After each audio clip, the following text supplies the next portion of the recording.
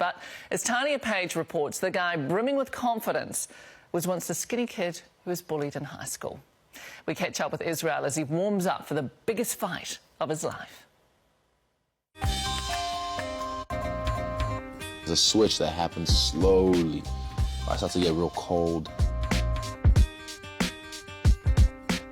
And nerves, they can consume you because there'll be like the bubbles and nerves coming up in there.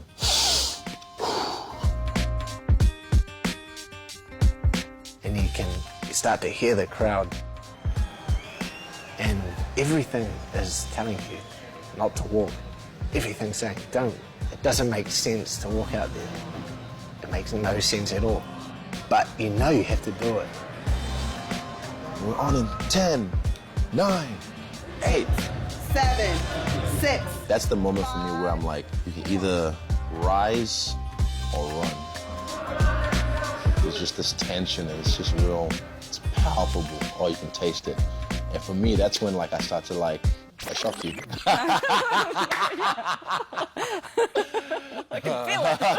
I'm there. In just 15 months, Israel Adesanya has become an international UFC superstar. Touted as the future of the sport, he's unstoppable in the ring, outspoken outside it. I don't care if you're, you know, what race, orientation of sexuality, or what religion or anything, you know. I'm Mr. Worldwide. But I'm also proud of my heritage, of my black skin, of a guy who comes from a line of warriors, of kings, of royalty. So when he comes home, do you try and fatten him up? Oh yeah. All the time. He may be king in the ring, but back home in the Manawatu, Mum is the boss. Israel comes home especially for it. Oh yeah. It looks forward to it. Israel is the eldest of 5 kids. We eat Nigerian food almost every day. They were all born in Nigeria, West Africa. Life was good. The children were doing well. But we decided we needed an overseas experience for the children, especially because of their education. So we decided that we were going to migrate, just for the better life.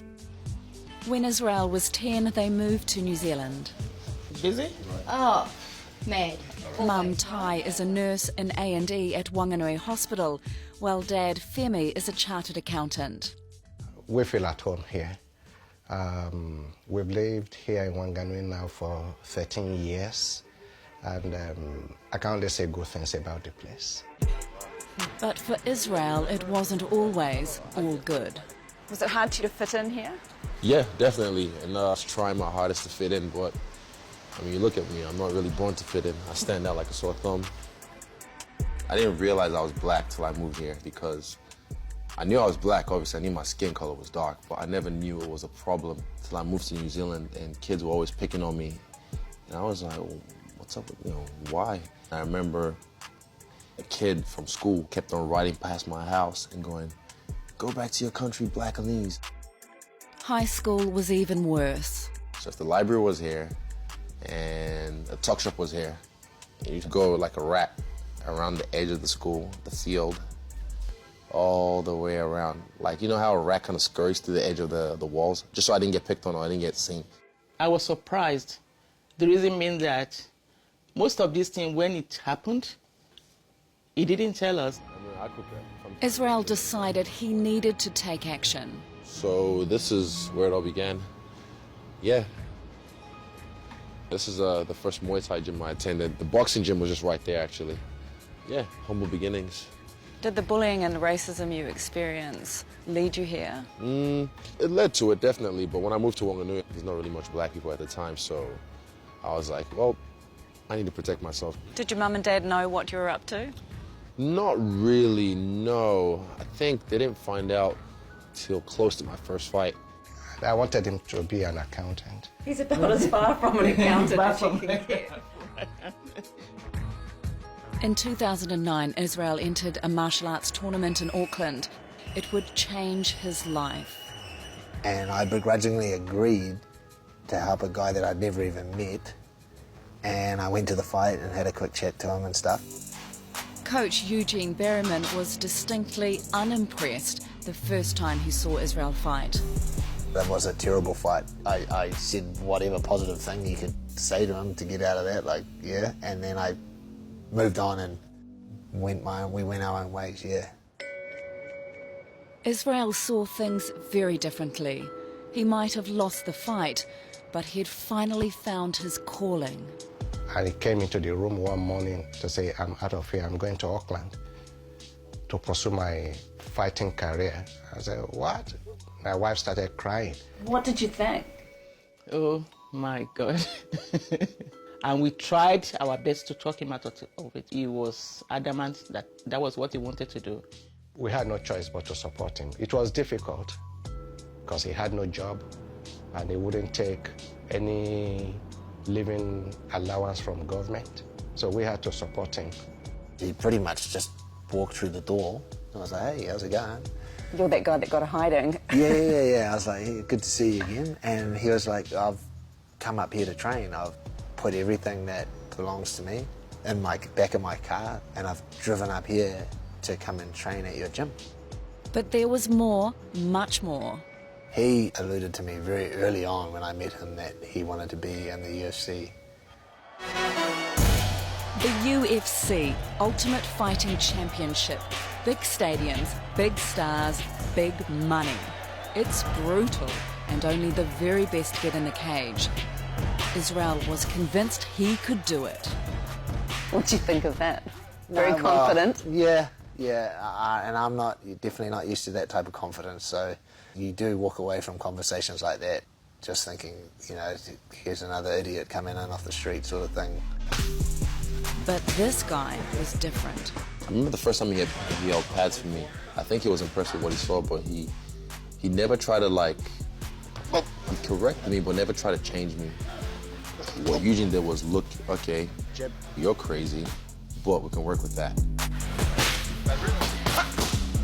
How hard are some of those kicks and punches? Pretty hard, yeah, pretty hard.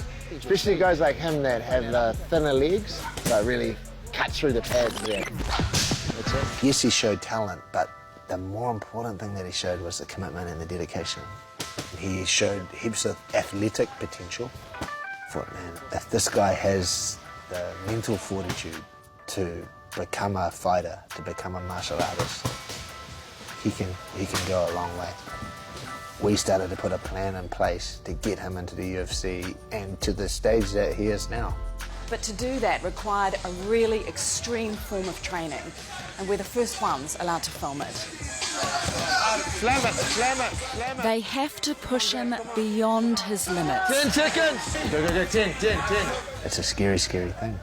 We create a worst-case scenario environment. That's it, ready. Change. Go. On no, Siggy, fight, Siggy. Yeah, and back up. Israel has to face multiple fighters, one after another, for 25 minutes. It's gonna come down to who's got the biggest gas tank. It's gotta be you. It has to be you. There's like 6 or 7 of them waiting. They're coming in absolutely amped and fresh, and Israel's in there for the whole time. Pilot. One more. So for me, I feel like if they can't break me mentally, then one man can't break me mentally. You keep moving. It's just so intense. And if you come through that, you can come through anything that's going to happen to you. It leaves Israel shattered physically and emotionally. I just saw everyone like there and they were still supporting me, so it just makes you feel appreciated. You just sweat, my eyes are sweating still. Damn sweaty eyes. I get that too. Yeah. Yeah, man. I feel being vulnerable and being strong enough to show your emotions is masculine, and it makes me strong. And if anyone doesn't like it, they can find me. No, I'm playing. Is it any wonder that in just 6 fights, Israel Adesanya has gone from relative unknown to one of the biggest UFC stars on the planet?